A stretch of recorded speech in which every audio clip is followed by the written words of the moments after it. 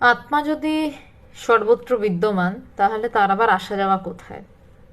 সত্যি আত্মার কোনো আসা যাওয়া নেই।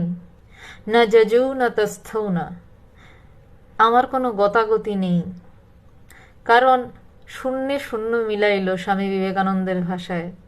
যে নির্বিকল্প সমাধি লাভ করে সে বলতে পারবে যে আমার কোনো যাওয়া নেই, আমার কোনো আশা নেই।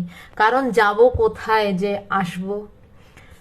আমি আলাদা কোথায়, কোন জায়গায় পা দিতে পারি যেখানে সবটাই আমি, সবটা আমি, সবটুকু আমি হয়ে একাকার হয়ে রয়েছি? আত্মার কোনো যাওয়া নেই, কোনো আশা নেই, কোনো জন্ম নেই, কোনো মৃত্যু নেই, কোনো আদি নেই, কোনো অন্ত নেই। চিরশাশ্বত, যেখানে সময়ের অনুপ্রবেশ মাত্র নেই, যেখানে কাল প্রবেশ করতে পারে না।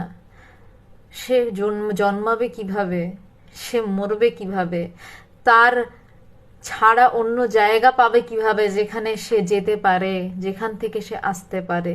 এগুলো সবই কথার কথা, খেলা মাত্র।